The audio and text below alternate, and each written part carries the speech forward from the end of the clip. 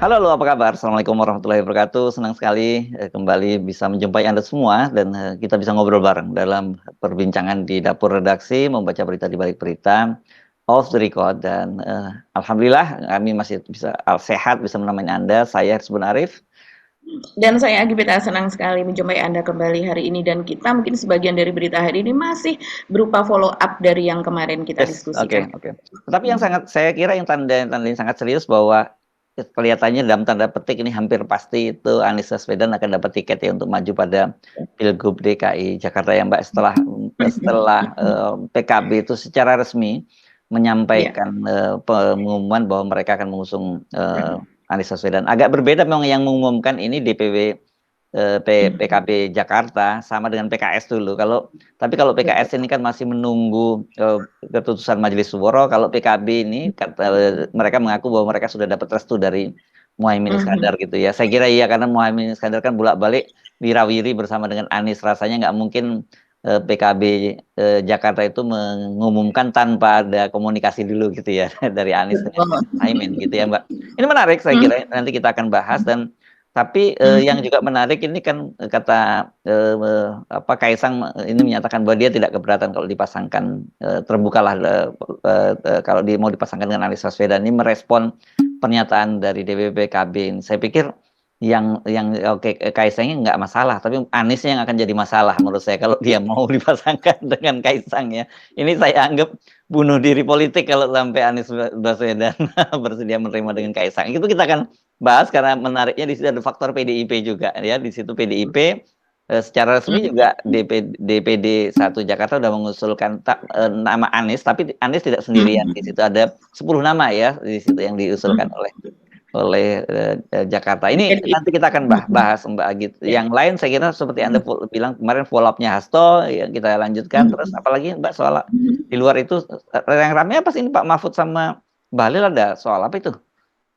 Iya, yang rame ini di media sosial itu adalah, pernyataan dari Pak Mahfud begitu Mas Hmm. Hersu. Jadi ada 2 tweet atau unggahan di X gitu ya dari kicauan dari Pak Mahfud itu, yang satu, itu adalah soal Bahlil. Ini sudah di-views, oleh jutaan, netizen begitu ya, yaitu yang mengatakan ya, dia menyinggung soal Bahlil yang kemudian mengungkapkan bahwa memang dia mengakui belum ada investasi asing satupun untuk di IKN itu begitu kan.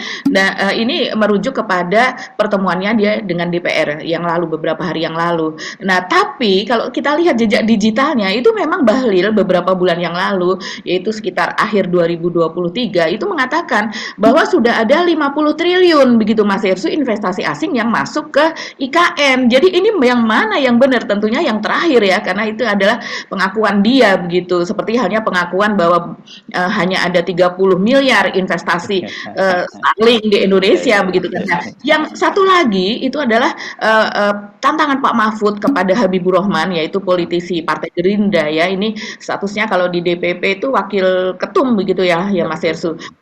Ya, dan dia kan sering menjadi jubirnya dari Gerindra akhir-akhir ini ya, yang Ya, ada di dan media. sekarang terpilih menjadi ketua Komisi 3 dia sekarang Betul. karena Hmm. ketua sebelumnya kan meninggal dunia jadi dia dipilih menjadi menggantikannya begitu ya. Desmond Mahesa meninggal dunia dan dia sekarang jadi ketua Komisi 1. Iya, iya. Dan kemudian ada tantangan dari Pak Mahfud senilai 100 juta begitu ya. Kalau seandainya bisa membuktikan yaitu Pak Mahfud mengatakan soal kasus Vina Cirebon Hmm, begitu hmm, ya. Ini hmm. pembunuhan seorang gadis berusia 16 tahun di Cirebon yang terjadi pada tahun 2016 yang lalu memang ramai terus tapi kita tidak pernah bahas ini begitu ya. Dan kemudian Pak Mahfud pada sebuah judul berita itu dia mengatakan bahwa seharusnya itu bisa selesai dalam waktu tujuh hari gitu. Nah, Pak Mahfud itu meminta Habibur Rahman untuk membuktikan pernyataan tersebut. Padahal saya rasa ini salah komunikasi karena Hmm. kemudian media Indonesia sebagai pembuat berita tersebut mengganti judulnya dan kemudian melakukan ralat di akhir beritanya. Tapi memang Habibur Rahman sendiri itu memang mengatakan sesuatu yang tidak yang saya rasa agak kasar lah begitu ya, bahwa mengatakan bahwa Pak Mahfud, sudahlah Pak Mahfud itu omong kosong saja membicarakan soal itu, Pak Mahfud itu sudah, game over, dia mengatakan demikian. Saya rasa itu memang tidak layak. Memang banyak netizen yang mengatakan juga bahwa akhir-akhir ini, Habibur Rahman gitu ya, itu seperti kalau, Pak Jokowi memiliki Ngabalin begitu ya, kalau, Pak Prabowo itu memiliki, Habibur Rahman begitu, Mas Herslu. Jadi karena memang dia sering sekali tampil juga di televisi, di wawancara media dan sebagainya begitu, dan banyak, netizen ini yang gemes kepada pernyataan-pernyataannya. Ini menarik, nanti kita bahas. Oke, mari kita mulai dari mana dulu? Soal Anies dong ya, sama Kaisang ya, Mbak Ya, Egy ya? Ya.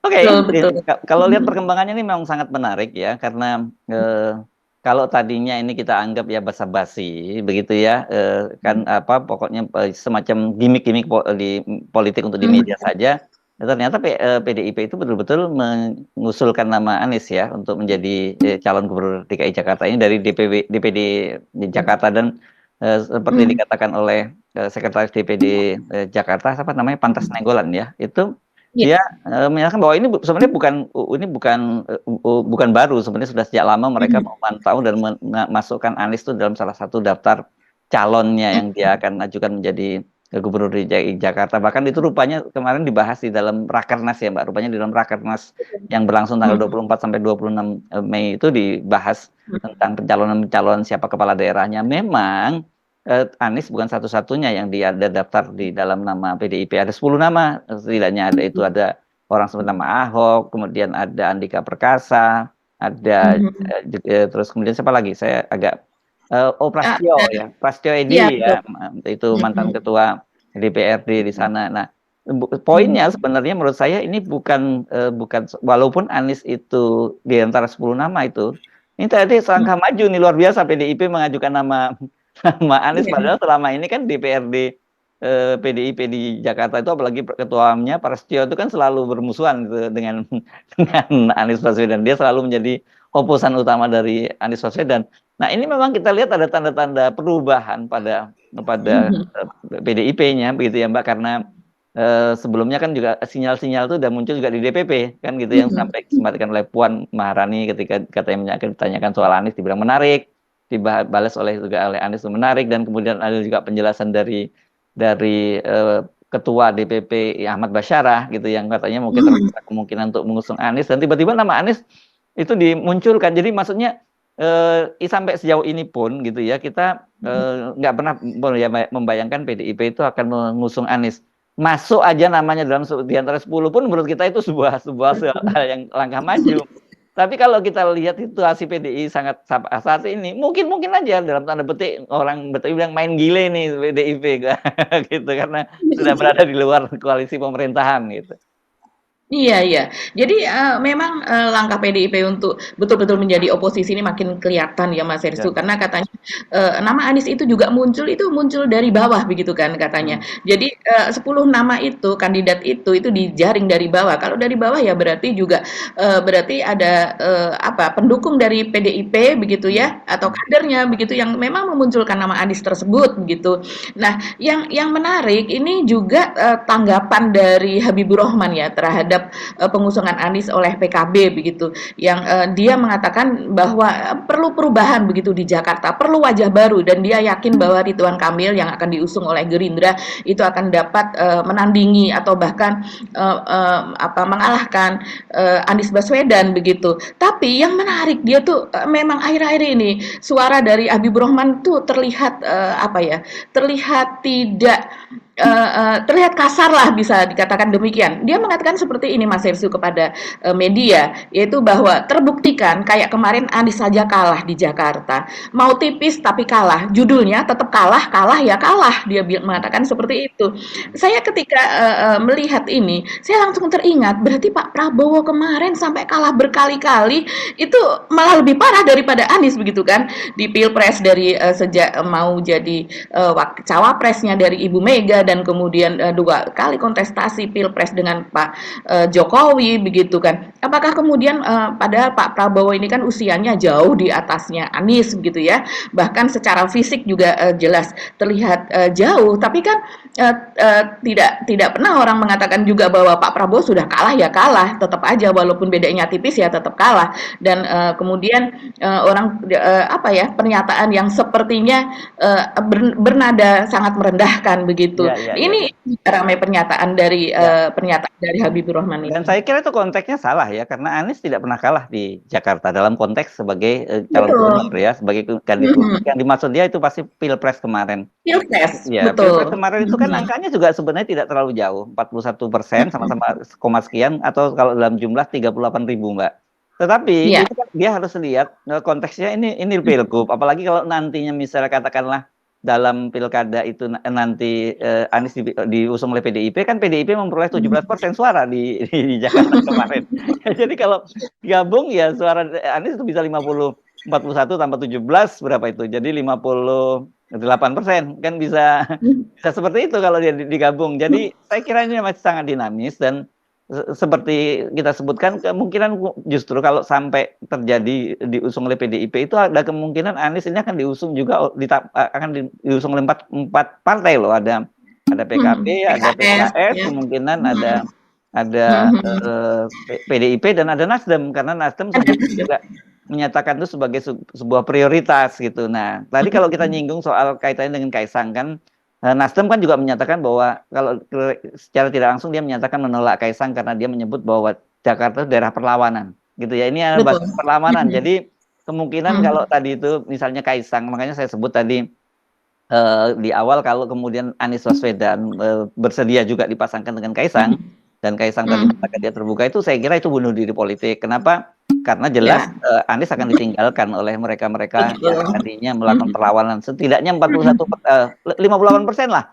Ya kan, karena Mhm. kalau kita menggunakan datanya Habibur Rahman yang data Pilpres gitu ya, 50% orang 58% orang di Jakarta akan menolak Anies. Kenapa? Karena 41% itu kemarin memilih Anies sebagai daerah perlawanan dan juga ditambah Mhm. PDIP 17%. Jadi nah ini rasanya nggak masuk akal. Apalagi kalau ditambah PDIP. PDIP dipastikan langsung check out begitu tahu ada Kaisang di situ. Ya katakan dia Iya, saya begitu. rasa Dia kabur iya. begitu lihat dia Kaisang itu pasti. Iya ya, saya rasa itu gimik-gimik dari pernyataan ini yang menyatakan kan Ketua DPW apa PKB DKI Jakarta ya Mas Setsu yang membuka begitu ya Dialah apa Ilyas ini ya namanya nama Kaisang, betul. Nah, saya rasa itu gimmick-gimmick saja dan apa ya, false flag begitu ya, bendera palsu lah begitu ya. Dan kemudian juga kalau dikatakan PKS kemungkinan besar karena setelah adanya apa namanya PKB yang mengusung Anies begitu, Mardani Alisera yang tadinya akan sepertinya namanya juga muncul dari PKS, dia menyatakan kalau seandainya nama Mas Anies itu muncul, saya pasti akan mundur. Dia mengatakan demikian begitu dan dia juga dari PKS juga mengingatkan kan ini memang banyak sekali yang loh berarti PKS dan PDIP nanti akan satu koalisi dalam mengusung Anies ya, kemungkinan ya. demikian banyak yang kaget juga begitu kan seperti halnya PDIP kemungkinan besar akan mengusung Anies begitu juga apabila PKS dan PDIP tapi dari PKS sendiri mengingatkan Mas Hersу bahwa dulu ketika mengusung Pak Jokowi tahun 2010 begitu ya katanya untuk ini itu memang PDIP dan PKS juga mereka satu kubu begitu ya ketika di Solo ketika itu begitu. Jadi ya memang mereka mengingatkan bahwa ada sejarahnya di mana PKS dan PDIP itu bisa bersatu bersama dalam satu koalisi begitu. Jadi kalau PKS saja sudah mengatakan demikian ya kemungkinan besar ini akan tidak ada masalah antara PDIP dengan PKS. Hanya masalahnya nanti yang menjadi cawagup apakah calon dari PDIP ataukah calon dari PKS begitu kan. Tapi kalau sudah ada pembicaraan lebih dulu antara PDIP dengan Muhaimin Iskandar ketua umum PKB ya kemungkinan besar ini yang sudah masuk lebih dulu adalah dari PDIP bergennya begitu ya Mas Irsu tawar menawarnya yaitu apabila dari PKB itu muncul nama Anies maka kemudian cawagupnya yang yang dicalonkan calon kuat adalah dari PDIP. Nah ini masih berlangsung tapi yang jelas sepertinya nama Anies itu memang sudah fix begitu ya sepertinya akan muncul. Nah tinggal ini Ridwan Kamil nanti diusung lagi oleh siapa dari Gerindra. Nah itu kan masih mencari juga mereka Mas Hersu. Ya. Walaupun dari dari Demokrat gitu ya, itu juga masih belum memberikan kepastian gitu, dari partai yang lain juga belum. Ya saya kira karena Ridwan Kamil ini kan sekarang tercatat sebagai kader Golkar ya. Golkar, Seperti kita betul. dalam perbincangan sebelumnya rasanya tidak mungkin Pak Prabowo memberikan mandat itu kepada Ridwan Kamil tanpa ada terlebih dahulu komunikasi dengan Pak Erlangga Hartarto gitu ya. Hanya saja Hmm. saya kira pasti ada persoalan internalnya mesti dibahas karena sebelumnya kan nama Ridwan Kamil itu kalau saya baca di Golkar disebutkan dia memang dicalonkan di Jawa Barat ya. Jakarta dan Jawa Barat begitu ya. Dan Hmm. kalau lihat hasil surveinya, dia Hmm. katanya lebih kuat di Jawa Barat. Dia nomor 1 di Jawa Barat dan Gerindra kelihatannya karena dia mencalonkan Deddy Mulyadi di Jawa Barat, mungkin dia ingin barter gitu dengan Betul. Golkar. Jadi kita dukung Ridwan Kamil di Jakarta, tapi kemudian Anda dukung Deddy Mulyadi di Jawa Barat. Bisa seperti itu ya. Dan tetapi kan kemarin juga yang sangat menarik itu kalau kaitannya kenapa tiba-tiba Pak Prabowo mencalonkan Ridwan Kamil, apakah ini bagian dari strategi Pak Prabowo untuk menutup peluang Gibran gitu secara tidak langsung? Karena kan dengan sebelumnya kan disebutkan bahwa dia akan dipasangkan Kaisang ini kan dipasangkan dengan Budi Satrio Djibandono, ponakannya Pak Mhm. Prabowo. Tapi ponakannya kan si Budi Satrio sang ponakan ini bilang bahwa dia sudah dipanggil pamannya, dia diminta untuk Mhm. fokus di DPR. Artinya kan dia tidak akan maju dan kemudian yang dipilih Mhm. adalah Ridwan Kamil yang akan dipasangkan dengan kader internal. Itu kan kata kuncinya begitu ya. Rasanya kan nggak Betul. mungkin kalau di Gerindra di Jakarta dia pemenang nomor 3 di Jakarta kemudian memberikan tiketnya kepada kader Golkar dan kepada Kaisang. Kalau rasanya sih nggak mungkin, minimal mereka pasti wakil gubernur lah yang mereka ingin Mhm. kuasai karena Pak Prabowo sebagai presiden dia pasti tidak ingin Jakarta gitu yang menjadi tetap barometer nasional itu kemudian dikontrol oleh kubu oposisi kan itu pertarungannya Mbak. Mhm. Iya, iya, iya. Ya, dan, saat ini ya kalau kita lihat nada dari PDIP itu, menyanjung begitu ya Mas Herssu, Hmm. anggota-anggota kader-kader gitu sudah mulai seperti misalnya yang ramai juga itu, pernyataan dari Utut Adianto yaitu wakil sekjen dari PDIP begitu yang mengatakan, "Sudah tidak diragukan lagi lah Anies itu merah putih begitu darahnya," begitu. Ya ini kan kalau PDIP memang sering mengatakan begitu kan untuk kader-kader internalnya dia yang maju di pilkada, maju di ini seperti Ganjar juga kemarin maju di pilpres selalu dikatakan dia adalah merah putih begitu. Jadi artinya bahwa itu ideologi dari Anies itu sudah tidak bertabrakan lah, sudah satu ideologi dengan PDIP dalam hal ini. Nah, tinggal proses di dalamnya akan seperti apa yang muncul karena memang nama dari PDIP ini juga masih digodok selain Pak Andika juga ada Charles Honoris Causa apa dan sebagainya begitu ya.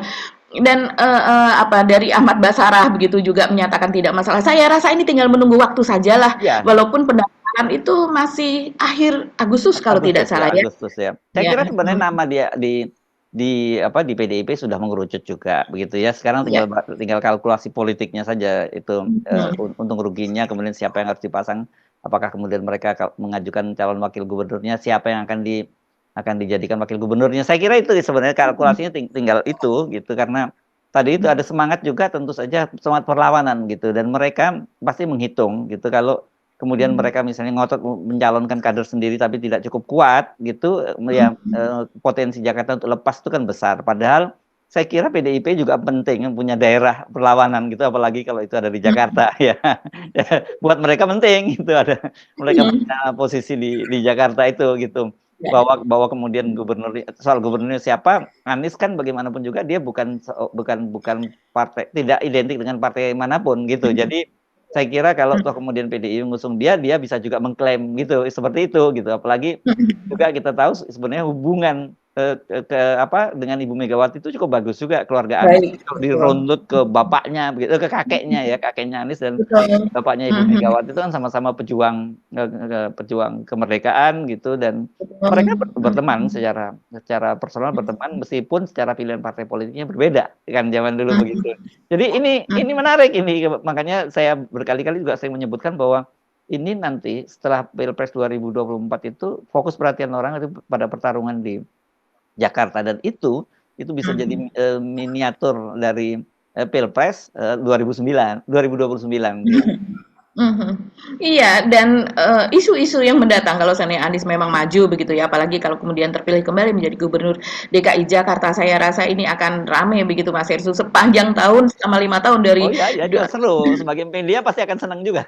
Tapi saya begini ya, kalau saya nggak usah mungkin gini, kalau tadi yang dibilang oleh Utut soal merah putih dan sebagainya itu kan, klaim-klaim yang rasanya gitu itu bisa saling, saling melebih-lebihkan gitu. Saya kira kalau mau ngomong itu parameternya tentu mestinya kinerja ya, katakanlah gitu. Bagaimana kinerja Anies selama 5 tahun. Nah, saya membaca statement-statement dari anggota DPRD DKI Jakarta misalnya sekarang juga memuji memuji kinerja dari Anies dan saya kira memang iya, Anies itu mesti kita akui dia proven, dia bisa mengubah wajah Jakarta gitu saya kira. Sementara kalau Ridwan Kamil kan dia, pertama dia pernah 1 periode menjadi wali kota Bandung dan saya kira nggak terlalu mhm, signifikan ya perubahan pada kota Bandung. Ada perubahan-perubahan parsial di Bandung Utara, tapi secara menyeluruh Bandung tidak tidak berubah gitu. Saya dulu termasuk orang yang mendukung Ridwan Kamil untuk menjadi wali kota Bandung, tapi saya mesti ngomong jujur kecewa karena saya sebenarnya jujur mendukung itu tidak ada kaitannya apa-apa. Saya ingin ada kota-kota di Indonesia itu tumbuh menjadi lebih bagus. Itu aja sebenarnya mimpi saya dulu. Saya tidak pernah membayangkan bahwa Anies bisa mengubah Jakarta seperti ini gitu. Tidak masuk dalam kalkulasi saya gitu. Nah, sementara ketika jadi gubernur kan memang dia tidak punya wilayah ya, di Jawa Barat itu yang punya mhm, wilayah bupati dan wali kota. Jadi kalau betul. dibilang berhasil, saya kira kemarin keberhasilan utamanya, Ridwan Kamil itu lebih pada di media sosial begitu. Tapi Mhm. belakangan ini kelihatannya juga dia mulai dapat, dapat penilaian buruk di kalangan netizen ya, Mbak Agi. Iya ya, memang, banyak sekali juga yang mengatakan, justru, netizen di Jawa Barat itu saya jumpai, beberapa kali mereka mengatakan, "Ya Ridwan Kamil lebih populer itu memang di luar Jawa Barat." Mereka malah mengatakan demikian begitu, karena mereka tidak tahu kondisi yang sebetulnya yang ada di Jawa Barat. Nah, para netizen yang mengaku bahwa dia adalah warga Jawa Barat mengatakan bahwa peran Ridwan Kamil memang tidak signifikan, terus mereka menunjukkan beberapa pembangunan di Jawa Barat begitu ya yang malah justru mengalami penurunan begitu dan kita tahu juga soal stunting dan kemudian soal kemiskinan di Jawa Barat itu juga masih tinggi begitu Mas Hersu itu juga disinggung ya jadi memang Ridwan Kamil ini biasanya orang yang aktif di media sosial begitu ya dan kemudian aktifnya di media sosial kan lebih banyak ini soal apa ya percakapan-percakapan saja begitu, bukan tidak melulu soal pembangunan, lebih banyak Ya, demikian kalau Ridwan Kamil. Seperti misalnya untuk Bekasi saja misalnya ketika itu dia akan mengubah sebuah kali di Bekasi akan menjadi seperti di Korea Pak. Itu ditagih berkali-kali begitu Mas Hersu. Karena dia mengatakan nanti tahun depan ini akan sudah berubah, nanti akan menjadi seperti ini dan ternyata itu tidak terwujud begitu ya. Nah, sementara kalau di Jakarta ini baru Anies baru diusung oleh PKB saja saya lihat di media sosial sudah banyak yang mendukung, terutama mereka yang mengatakan tidak puas dengan kepemimpinan Heru Budi begitu. Terutama ya, mereka ya. yang mengatakan kalau Anies naik ini terselesaikan ini masalah warga Kampung Bayam. Begitu juga pesepeda yang mengaku bahwa saya adalah pesepeda aktif begitu ya. Kalau seandainya Anies naik berarti nanti akan jalur sepeda akan ditambah lagi dan tidak dananya tidak dikurangi ya berbagai pernyataan seperti itu yang ingin kembali seperti dulu. Sepertinya nanti saya rasa pendukung-pendukung Anies adalah banyak juga dari mereka yang kecewa terhadap pemerintahan Heru Budi begitu. Ya, ini menarik. Jadi makanya dengan kalkulasi semacam itu saya kira mungkin kalau opsi untuk di Jawa Barat masih terbuka dari Golkar, mungkin bagi Ridwan Kamil akan lebih bagus kalau dia mempertimbangkan untuk bertempur kembali di Jawa Barat gitu. Mhm, Karena pada mhm, dasarnya kan dia sebenarnya ingin kembali ke Jawa Barat juga itu Ridwan Kamil. betul. Relatif Mhm, wilayah di sana mungkin bisa lebih dia menangkan gitu ketimbang Jakarta ini karena di Jakarta tentu saja para netizennya itu jauh lebih melek gitu ya, melek literasi dan mhm, lebih ngerti bisa membedakan fakta dengan cuman realitas yang ada di pencitraan di media sosial gitu ya.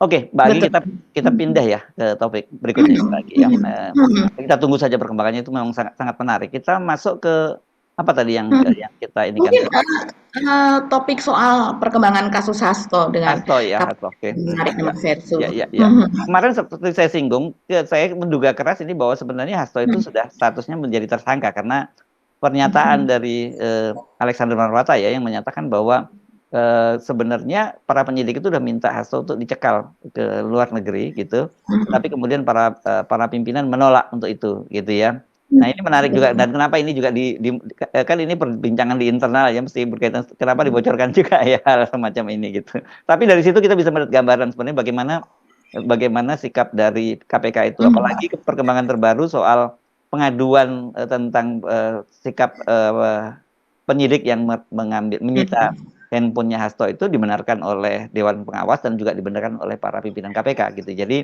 artinya mereka satu sikap dalam soal Hasto ini, Mbak. Iya iya iya, betul Mas Hersu. Jadi, Kompol Rosa Purwobekti begitu ya, yang ini kan, yang Cewek atau cowok dilaporkan ya, Mbak, ya? ini cowok. Cowok, oh namanya Rosa ya, oke. Iya iya. Iya, Sama dengan Mbak Tessa ya, Tessa juga itu, saya pikir tadinya perempuan ya. Oke. iya, jadi ini kalau, sesama penyidik mereka menyebutnya sebagai Mas Rosa begitu. Mhm. Jadi, kalau kita melihat, jejaknya, memang Rosa Purwobekti ini memang memiliki sejarah yang panjang dengan Hasto begitu Mas Hersu Oh ya? ternyata. Oke. Iya, jadi Gimana gimana? jadi dia adalah penyidik yang terlibat dalam OTT Wahyu Setiawan, yaitu Ah. dari KPU begitu ya, yang kemudian memang terbukti bersalah dan divonis 7 tahun, tapi sekarang sudah keluar. Nah, dan dia juga yang terlibat aktif begitu, yang di mana ketika itu pada laporan sejumlah media, kalau kita ingat pada tahun 2020, yaitu Hasto dan Harun Masiku itu hendak di OTT di PT IKA begitu Ya ya, ketika betul. itu. Hasto dan Harun Masiku itu berada di PT IKA dan kemudian para penyidik KPK yang diam-diam ada di sana mengawasi dan akan segera melakukan OTT atau penangkapan begitu. Tapi kemudian karena sudah memasuki waktu sholat begitu ya siang hari dan mereka hendak masuk ke masjid, tapi rupanya pergerakan mereka sudah diindus oleh polisi yang ada di sana sehingga mereka kemudian ditanya-tanya dari mana yang akhirnya diketahui bahwa mereka adalah orang-orang KPK, para penyidik KPK dan akhirnya loloslah itu Hasto dan Harun Masiku ketika itu begitu. Dan yang keduanya adalah ketika para penyidik KPK ini hendak menggeledah peristiwanya di bulan Januari 2020 juga hendak menggeledah kantor DPP PDIP begitu Mas Hersu. Yang ketika itu hari itu memang sudah dijadwalkan karena dari PDIP itu Hasto mengatakan akan memberikan keterangan pers begitu di DPP PDIP.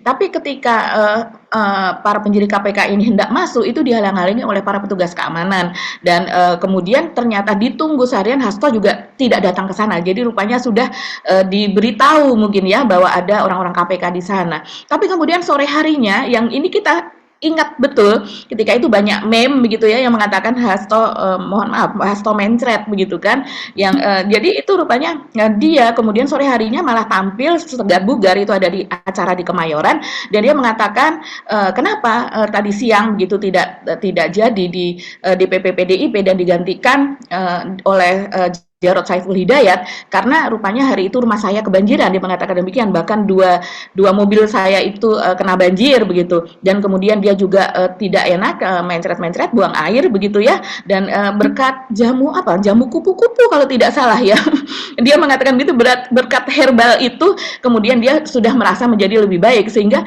ketika itu Tempo memberikan judul lucu juga Hasto dan jamu kupu-kupu itu saya lupa nama jamunya begitu nanti kita cari lagi linknya ya apa sebetulnya judulnya dan sebagainya dan itu ada nama Rosa begitu ya yang menjadi bagian dari penyidik itu dan bahkan kemudian beberapa hari kemudian Rosa ini dikembalikan ke kepolisian ke Polri begitu karena dia memang dari unsur Polri Mas Hersu dan sempat Rosa ini menolak begitu dan ada juga nama Yudi Purnomo yang ketika itu menjadi ketua wadah pegawai KPK kalau tidak salah yang ikut membela Rosa begitu dan sekarang pun di luar juga Yudi Purnomo ini kan juga membela apa yang dilakukan oleh KPK begitu bahwa itu sudah apa yang dilakukan oleh Rosa sudah melalui prosedur dan bahkan ketika itu Rosa menolak dikembalikan ke Polri dan menyurati Pak Jokowi begitu bahkan tidak hanya Pak Jokowi beberapa dari petinggi Polri dan sebagainya Kapolri itu juga ikut disurati oleh Rosa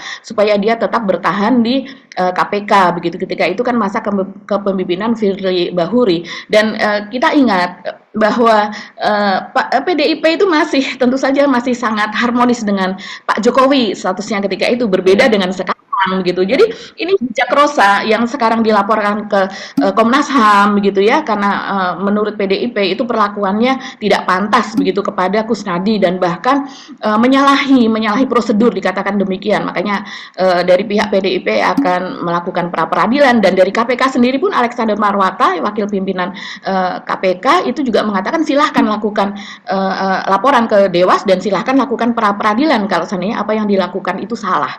Jadi ini makin mengeras nih Mas Helsu karena ini pihak Kusnadi sendiri yang sekarang ini juga pengacaranya sama dengan Hasto begitu ya akan melaporkan kepada kepada kepolisian begitu besok. Jadi sepertinya ini akan masuk ke ranah hukum karena dikatakan bahwa ini sudah masuk ke dalam unsur pidana begitu. Dan kemudian kita baru tahu ternyata Kusnadi ini memang tidak hanya diminta bukunya yang dikatakan buku yang disita itu adalah buku Hasto dan isinya adalah agenda PDIP dan kemudian juga strategi pemenangan dalam pilkada. Ya kita percaya saja karena memang Hasto statusnya kan sekretaris jenderal dari PDIP ya wajar dia memiliki buku itu dan kemudian dilaporkan kepada Ketua Umum Megawati bahwa buku yang penting tersebut itu disita oleh KPK. Nah itu juga menjadi persoalan penting begitu Mas Hersu saat ini yang di mana PDIP tidak terima dengan apa yang dilakukan. Yes, ini menarik perkembangannya dan tentu saja PDIP harus sekali lagi ingat loh ya, sekarang posisinya sudah setengah oposisi ya. Iya, jadi rawan begitu ya Iya. posisinya.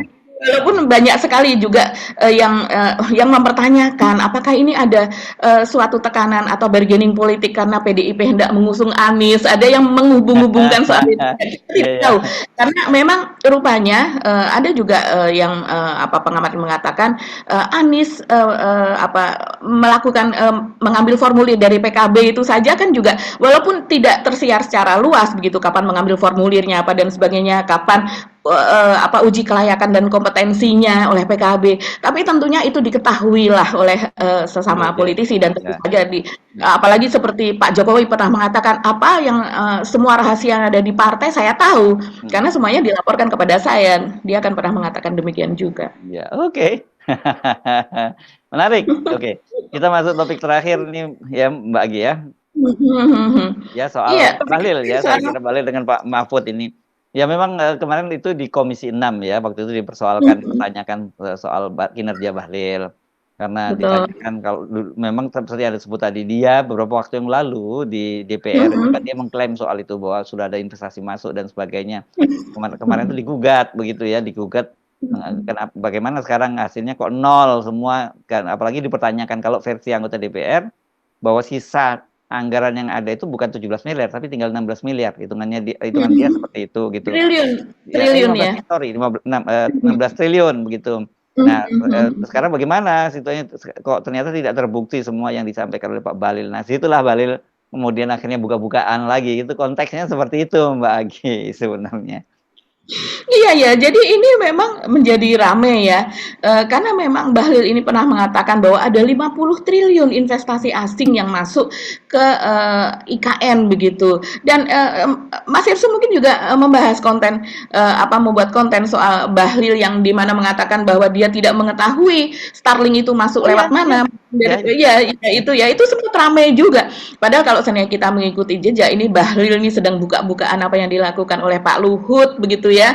Karena memang sekarang posisi Bahlil dengan Pak Luhut ini memang sedang tidak harmonis. Soal tambang ya itu kan jadi kelihatannya memang di akhir kabinet itu mulai nothing tulus mulai buka-bukaan karena ada beberapa poin sebenarnya di sana Bahlil itu. Satu yang Anda sebut tadi soal IKN yang aku seperti itu. Kedua Starlink yang disebut itu 30 miliar dengan tenaga kerjanya cuma 3 orang gitu. Ini kan berarti menampar Pak Luhut karena Pak Luhut kan sebelumnya dengan gagahnya menyatakan dengan adanya Starlink nggak perlu lagi ada BTS itu gitu ya. Walaupun tepat ucapannya Pak Luhut secara teknologi nggak seperti itu, beda kepentingan antara Starlink dengan BTS itu.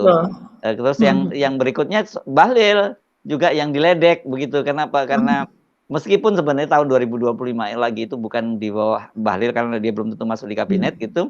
Ini karena dipangkas anggaran dari BKPM dan kementeriannya itu dipangkas tinggal 50%, sementara kata dia targetnya tetap seperti biasa. Disitulah dia Mhm. kemudian minta dipanggil itu Pak Suharto Monoarfa dan juga Ibu Sri Mulyani kan, evaluasinya dari Kepala Bappenas, terus sementara Mhm. eksekusinya Ibu Sri Mulyani.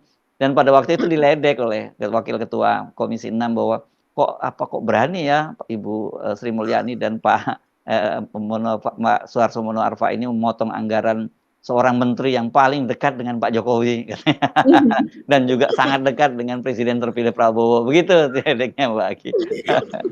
Iya ya, karena Bahlil ini kan sebenarnya ada di bawah koordinasi dari Pak Luhut begitu Betul ya. betul. Jadi jadi sepertinya memang kalau kita melihat ya foto dari Elon Musk pada acara World Water Forum yang ada di Bali, kemudian di belakang ada Menteri Menteri-menteri ya, Perhubungan, kemudian ada apa Budi Ari, Menteri Kominfo begitu, ada Sandiaga Uno dan sebagainya. Itu saya ya, sudah bertanya, tidak ada Bahlil ya di situ ya. begitu. Tapi ketika mungkin di Jakarta apa ini kan Elon Musk ini dijemput loh oleh Luhut Massaersu di bandara Betul betul yang betul. menyebut Pak Luhut. Jadi memang istimewa sekali Nah, dengan tapi melihat Bahlil ketemu ya, Mbak, pada waktu di Bali, ya. itu ketika disambut Mhm. secara khusus oleh Pak Jokowi, itu Bahlil mendampingi Pak Jokowi, tapi posisinya agak jauh begitu, ada Pak Luhut, ada Menlu, dan ada Pak Mhm. Jokowi, dan seperti biasa Pak Jokowi walaupun di situ tidak secara langsung menawar, tapi dia dia jelas dia berharap banget gitu bahwa Bahlil itu sorry Bahlil lagi, Elon Musk itu menanamkan investasinya, tapi seolah-olah nggak kapok-kapok Pak Jokowi itu, di-PHP lagi oleh ini. Jadi saya kira kemarin konteksnya ketika seolah-olah bahwa dia, "Nggak apa-apa ya ini saya buka ya ini karena dipertanya oleh DPR," itu Bahlil balas dendam itu ke Pak Luhut, ya. Iya, iya betul sekali. Jadi ini kita kembali kepada Pak Mahfud ya. Pak Mahfud ini memposting pada tanggal 12 Juni dan ini sudah dilihat jutaan views begitu ya. Dalam unggahannya di X ini Pak Mahfud mengatakan mempertanyakan tepatnya ya. Oh, sampai saat ini belum ada ya. Cari terus Mas Bahlil. Setelah 17 Agustus itu perlu jelas deadline-nya. Bisa 6 bulan lagi, bisa 2 tahun lagi, bahkan bisa entah sampai kapan begitu. Jadi Pak Mahfud ini walaupun memberikan semangat, tapi memang ada semangat meledek juga gitu, menyentil begitu ya.